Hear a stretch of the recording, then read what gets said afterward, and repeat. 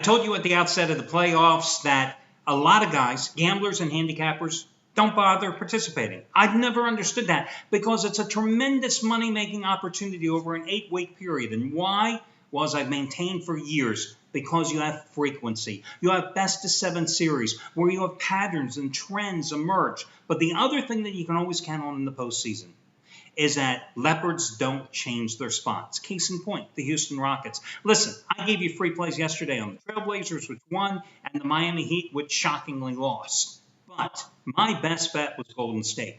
You couldn't make the number high enough for me not to be on Golden State last night. I don't care if Steph Curry was joined on the sideline by Klay Thompson. I was going to take Golden State last night. It was one of the featured plays here. I won again, another NBA postseason winner, and you can see my record on the page. I'm on a red-hot postseason roll. And why? Because the Leopard doesn't change its spots. And in this case, the Rockets, a team that was horrendous defensively all season long, gave up over 106 points per game. The only teams that gave up more points than the Rockets this year didn't make the postseason. Teams like the Pelicans, the 76ers, the Sacramento Kings. That was it. The only reason the Houston Rockets made the postseason, as I pointed out repeatedly here, either on free plays where I've gone against them or on premium plays where I've backed Golden State in the series so far, is because the Utah Jazz ended the regular season with a 5-game losing streak. So you had the Rockets last night in a must-win situation, shoot 32.6%, go 6 for 32 on three-pointers. Yeah, they had an advantage on the board, 65-50, but you know what? When you're constantly missing shots, of course there's going to be more opportunities to grab offensive rebounds, and that's exactly what the Rockets did. It's a meaningless number because they had a 22-6 advantage on the offensive glass because they couldn't hit the broadside of the barn. Dwight Howard, yeah, he had a nice game, 21 rebounds, right? Rebounding his own misses half the time because he was 3 for 13 from the field and ended up with 8 points. James Harden, 12 for 23, 35 points. But you know what? I look at this Rockets team, and obviously they're going to have to retool. Howard probably is on his way to a free agent contract. But who wants to play with James Harden? Better yet, who can you get to play with James Harden?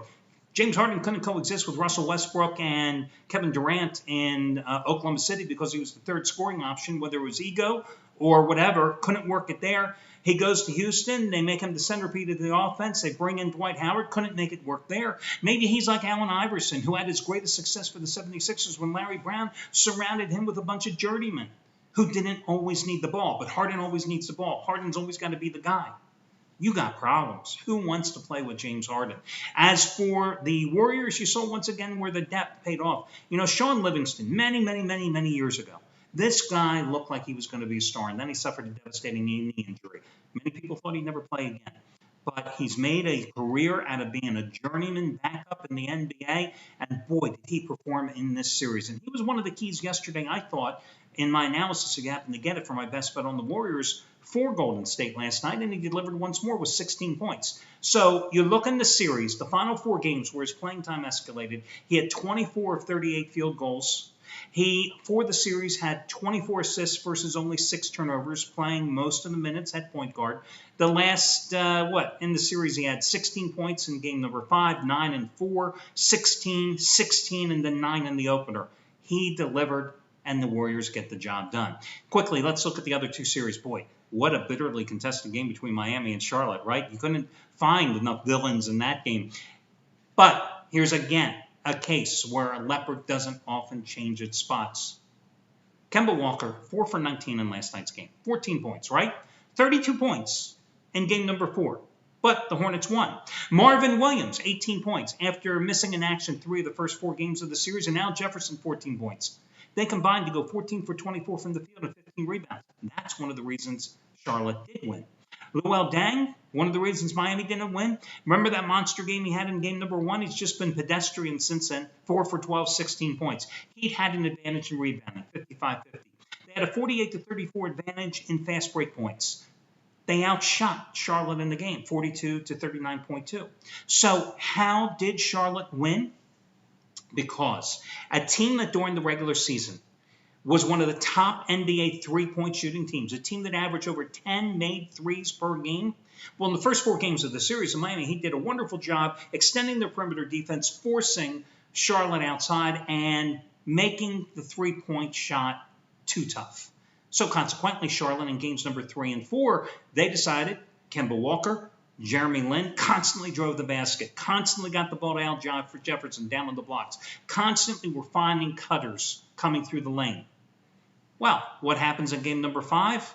Yesterday, the Hornets revert to who they are, and they go 12 for 15 on three-pointers. They had only averaged 4 three-pointers in the series. Last night they had 12. And that, my friends, is why they won. As for the Clippers-Portland game, listen, I played that one out perfectly on the analysis yesterday. Clippers, just no firepower. I mean, Paul Pierce, listen, he shot 0 points in 10 minutes last night. He came into that game averaging like 17% shooting from the field. Jamal Crawford, they needed a big game for him. But listen, the reason that Jamal Crawford is such an effective six-man is because you get limited doses of Jamal Crawford. 6 for 23 last night in a must-win situation. That's what he shot from the field, 6 for 23. Him and J.J. Redick and Austin Rivers and anybody else they threw out there in the backcourt absolutely got destroyed by Damian Lillard and C.J. McCollum, who had monster games in that one.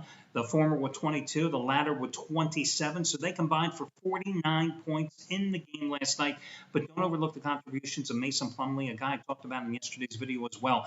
15 more rebounds last night, 14 in game number 4, 21 in game number 3.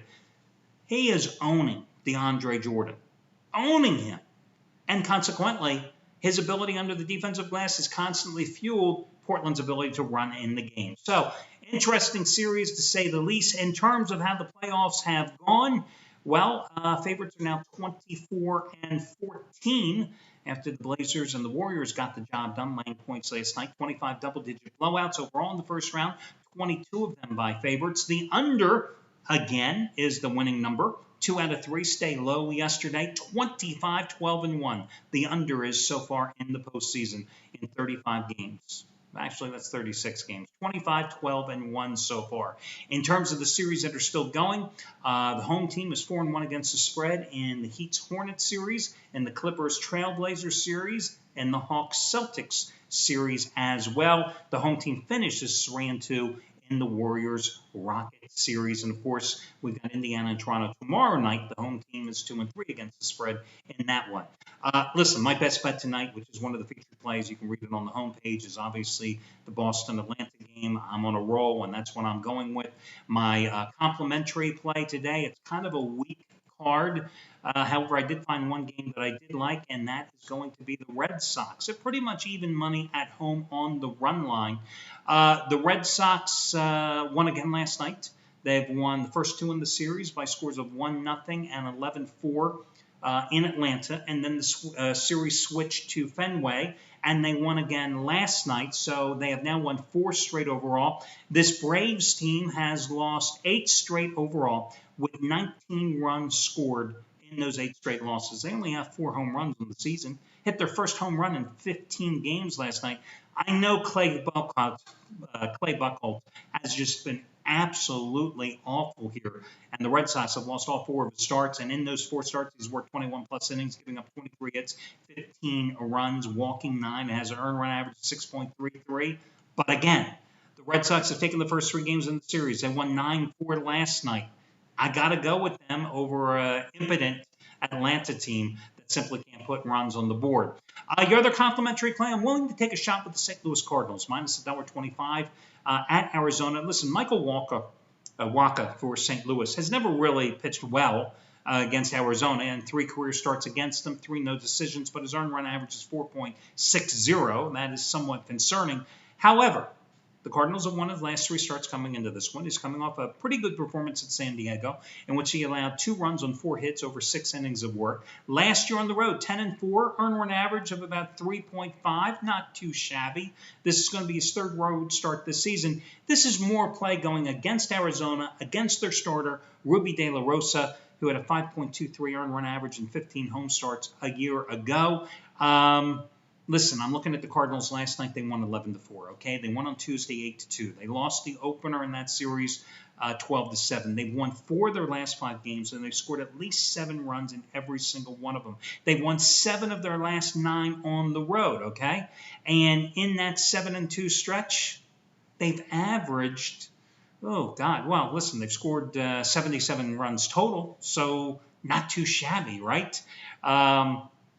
I got to go with St. Louis. It's a cheap price. They're a better team. I like the pitching mismatch here, even though, again, Waka has not performed that well against Arizona in his brief minor league or major league career. But I'm going to take St. Louis straight up on the money line, and then I'm going to go ahead and take Boston at pretty much even money, laying the 1.5 runs as your run line play. Well, that'll do it, guys. I wish you well, and I'll talk to you again tomorrow when we do this one more time.